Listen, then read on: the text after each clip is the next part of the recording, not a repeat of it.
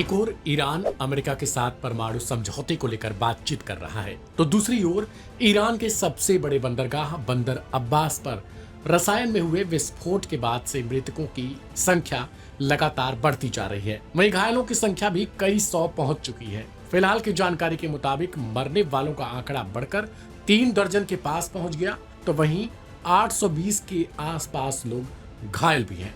इनमें सैकड़ों लोग गंभीर रूप से घायल हैं।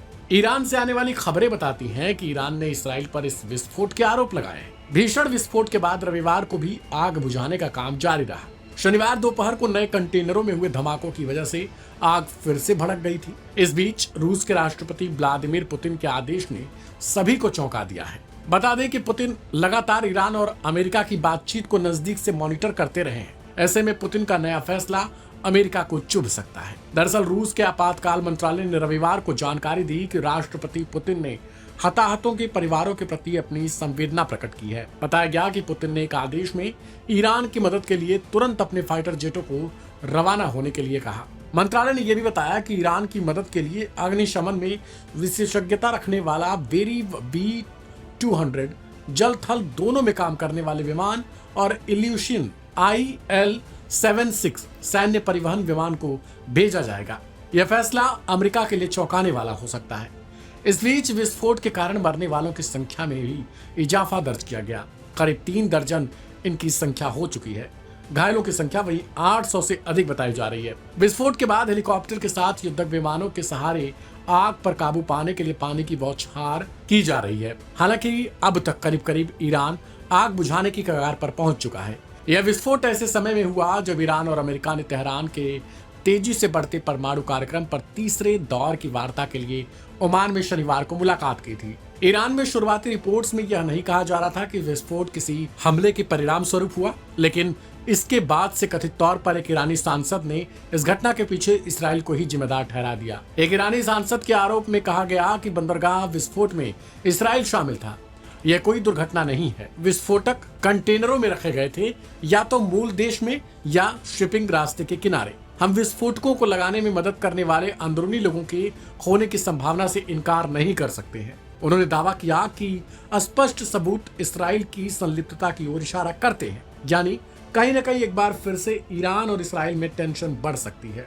आपको बता दें कि हाल ही में इसराइल ने ये मांग की थी कि ईरान के परमाणु कार्यक्रमों को नष्ट कर दिया जाए, जिस तरीके से कई और देशों के किए गए थे। इसराइल की इस मांग से ईरान और तेल अवीव एक बार फिर से आमने सामने हो सकते हैं। वहीं ईरान में इस विस्फोट के पीछे भी जब से इसराइल का नाम लिया गया है, तब से ईरानी लोग भी इसराइल के खिलाफ एक्शन की मांग कर रहे हैं।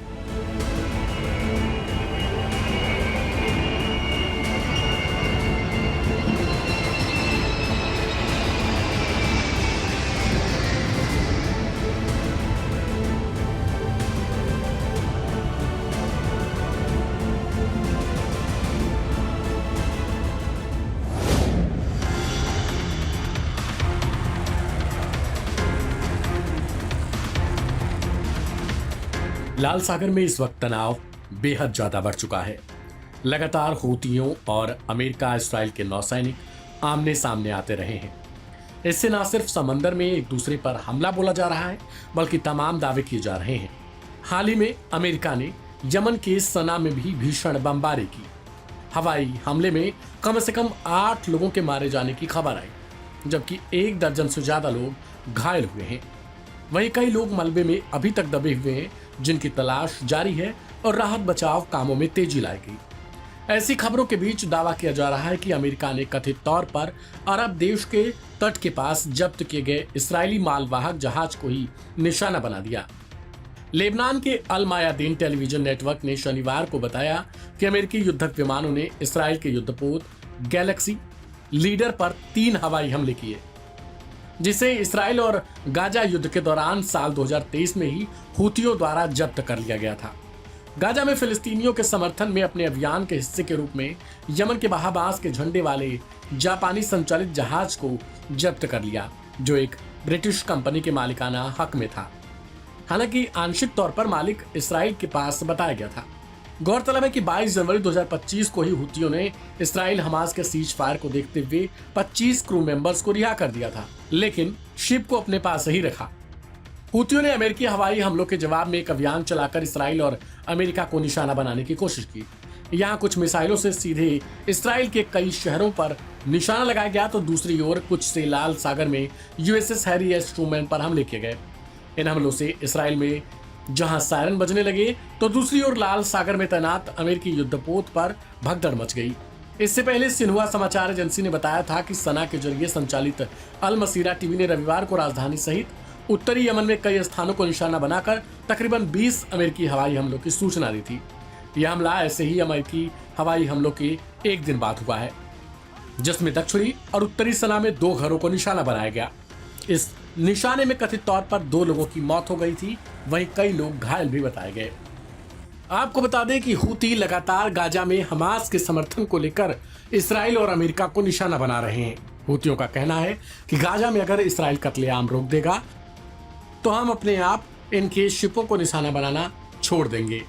उन्होंने इसके साथ ये चेतावनी भी दी थी कि अगर निशाना बनाना जारी रखा गया गाजा में, तो फिर वो इसराइल और अमेरिका से संबंधित देशों के जहाजों को भी लाल सागर से गुजरने नहीं देंगे, जिससे भारी तौर पर इन देशों को नुकसान झेलना पड़ सकता है। अमेरिका लगातार हुतियों पर हवाई हमले कर रहा है, लेकिन फिलहाल उसे हासिल कुछ भी नहीं हुआ।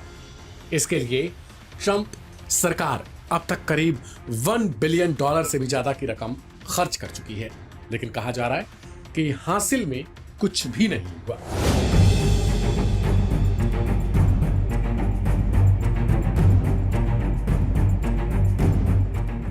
शनिवार 26 अप्रैल का दिन ईरान के बंदर अब्बास पोर्ट पर सैकड़ों कर्मचारी मौजूद थे और अपना काम कर रहे थे। सब कुछ आम दिनों की तरह ही चल रहा था, लेकिन अचानक एक जोरदार विस्फोट होता है और चारों ओर अफरा तफरी मच जाती है। विस्फोट होते ही इसकी चपेट में 100 से ज्यादा लोग आ जाते हैं और घटना के कुछ देर बाद खबर आती है कि बंदरगाह पर हुए हमले में 500 लोग बुरी तरह जख्मी हो गए। हालांकि बाद में मौत का आंकड़ा भी बढ़ा और घायलों का भी। हालिया जानकारी के मुताबिक घटना में 28 लोगों की मौत हो गई है और करीब 800 लोग जख्मी हो गए हैं। तस्वीरों में जिस तरह से धुएं का गुबार दिख रहा है, आसमान में कई फीट ऊपर तक धुआं दिख रहा है, उससे समझा जा सकता है कि यह धमाका कितना जोरदार था। विस्फोट के बाद कई घंटों तक भी आग पर काबू नहीं पाया जा सका था। कड़ी मशक्कत के बाद आग बुझा दी गई। धमाका इतना जोरदार था कि पोर्ट से कई किलोमीटर दूरी पर मौजूद घरों के शीशे चटक गए। अब सवाल यह है कि धमाका कैसे हुआ, किसने करवाया और इसके पीछे किसका हाथ है। बताया जा रहा है कि बंदर अब्बास पोर्ट पर जिन कंटेनरों में ब्लास्ट हुआ उसमें मिसाइल के लिए ईंधन आया था और ये ईंधन चीन से ईरान पहुंचा था। सुरक्षा कंपनी एमरे ने बताया कि बंदरगाह पर मार्च में सोडियम परक्लोरेट रॉकेट ईंधन की खेप आई थी। ये ईंधन चीन से 2 जहाजों द्वारा ईरान भेजे गए खेप का हिस्सा है। बताया जा रहा है कि ईंधन का प्रयोग ईरान की मिसाइल भंडारों में फिर से जान फूंकना था, यानी उन्हें फिर से स्थापित करना था। ईरान ने गजा में संघर्ष के दौरान इसराइल पर मिसाइलों से हमले किए, जिसके बाद उनका मिसाइल ईंधन खत्म हो गया। क्योंकि ईरान पर तमाम प्रतिबंध लगे हैं, इसलिए वे खुले तौर पर कोई चीज आयात नहीं कर सकता है। यही वजह है कि जब धमाका हुआ तो ईरान ने मिसाइल ईंधन की खेप पर चुप्पी साध ली। घटना के बाद ईरान की सरकारी प्रवक्ता फातिमे मोइजरानी ने कहा कि घटना के कारणों का पता लगाने में भी समय लगेगा। आपको बता दें कि इस घटना के बाद ईरान की जांच एजेंसियां हाई अलर्ट पर हैं और इसके कारणों का पता लगाने में जुटी हुई है। सवाल ये उठ रहे हैं कि क्या इसके पीछे चीन का हाथ है, क्योंकि चीन से ही रसायन ईरान पहुंचा था और पोर्ट पर इतने लोगों और सुरक्षा के बीच किसी अन्य का पहुंचना संभव नहीं था। ऐसे में कयास लगाए जा रहे हैं कि जब ये ईंधन कंटेनरों में भरा गया हो, शायद तब इसमें कुछ झोल किया गया हो। हालांकि अभी इसकी आधिकारिक पुष्टि नहीं है।